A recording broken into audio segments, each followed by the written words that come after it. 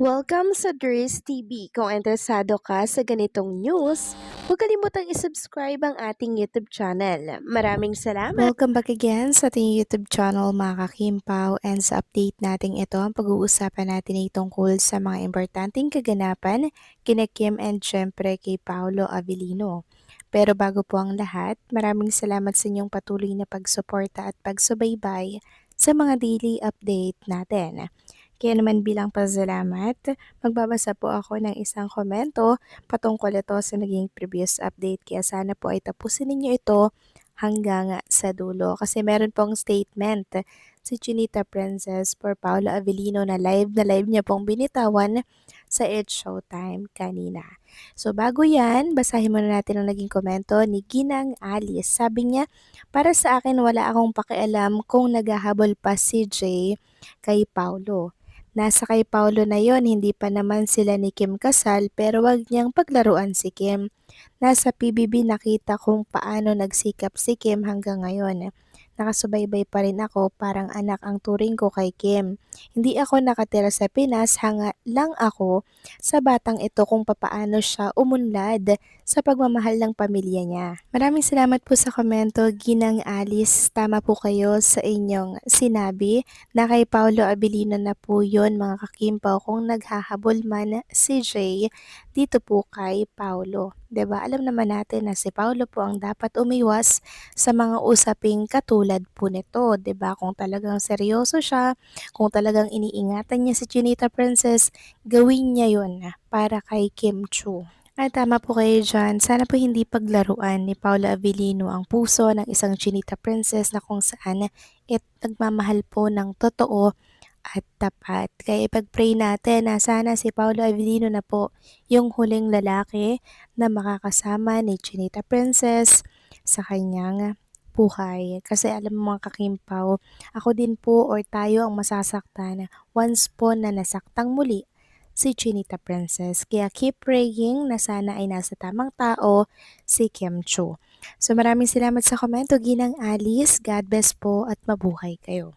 So ito na nga pag-usapan na natin mga kakimpaw, mga topic po na nakalap natin sa gabing ito at tunahin na nga nating pag-usapan ang tungkol po dito sa another announcement ng ASAP para po yan sa kanilang magiging event by May 10 dito po sa Araneta Coliseum.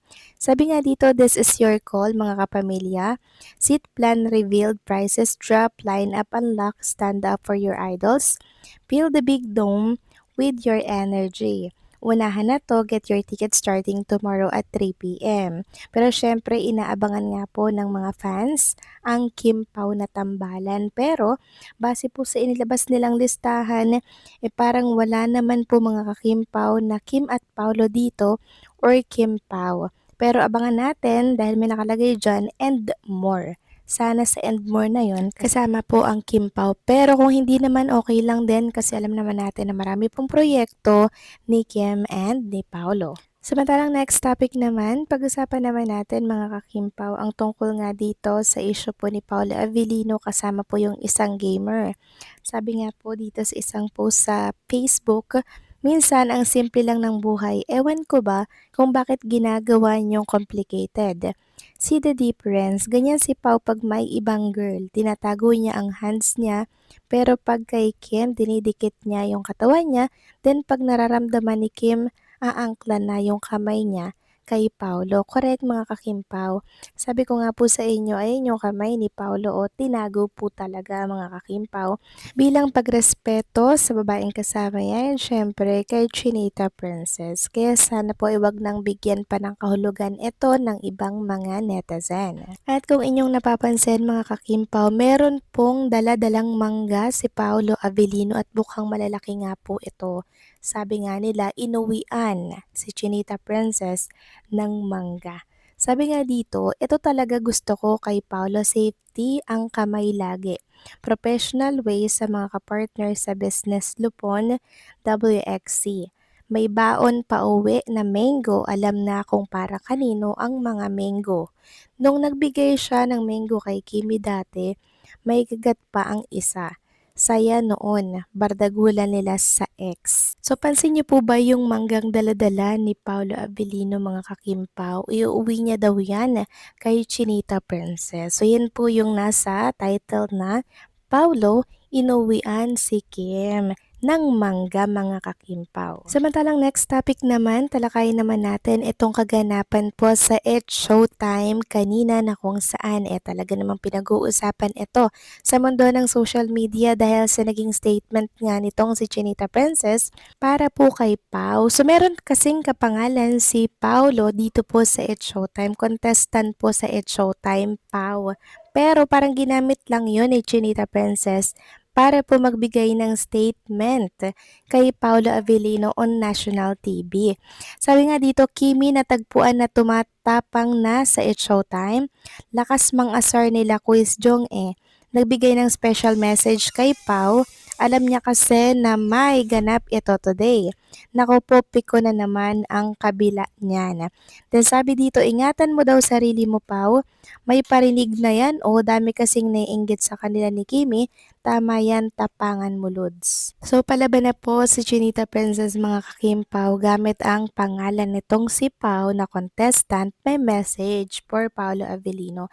So kayo na lang yung bahala pong mag-analyze at mag-sorry kung para kanino ba yung mensahe na yun. Kasi alam naman natin na magkaiba po ang ganap ni Kim and Paolo ngayong araw, di ba? Si Kim nasa Showtime, si Paolo naman inaasikaso po yung kanyang business. At sa pag-aasikaso nga po ng kanyang business, meron pong gumagawa ng issue dahil sa mga picture na nagsilabasan ngayon sa mundo ng social media. Actually mga kakimpaw, hindi na po ito bago ngayon, lalo na kung nasa mundo po ng showbiz. Kung kani-kanino ka ililink na babae, mga kakimpaw, hanggang sa masira at magalit na ang mga Kimpaw fans sa Kimpaw or kay Paolo Avellino mga kakimpaw. Ganyan po kasi yung mga strategy ng mga bashers. Hanggat hindi po nasisira ang tambalang Kimpaw, hindi po sila titigil sa kakasira po nila. Mabuti na lamang ang mga Kimpaw fans talaga naman pong hindi mga pani sa mga ganitong mga issue na lumalabas sa mundo ng social media. So pagbasihan nyo na lamang mga kakimpaw yung kamay dito ni Paolo Avellino. Sobrang behave niya lamang po, talagang tinago niya ang kanyang kamay sa kanyang likuran. Para nga naman hindi po siya makahawak at magkaroon po sila ng space sa isa't isa. Ngayon, nakita naman ito mga kakimpaw ng mga bashers and talagang ginawa na po nila ng kwento na itong babae daw na to secret girlfriend daw ni Paolo Avellino at kung ano-ano pa mga kakimpaw. Pero ang importante dyan, kahit na ganyan po ang mga balita, alam naman natin ang katotohanan sa likod ng mga picture na yan. Trabaho lang yan mga kakimpaw at huwag nating masyadong pinipersonal ang mga bagay-bagay. Kaya sa mga nagsasabi dyan na bakit kino-content pa, bakit pinag-uusapan pa yan, isa lamang po ang kasagutan para bigyang linaw ang mga naguguluhan sa isyong ito, okay? So, paano mga kakimpaw, hanggang dito na lamang po ang update natin at maraming salamat po sa patuloy na pagsuporta.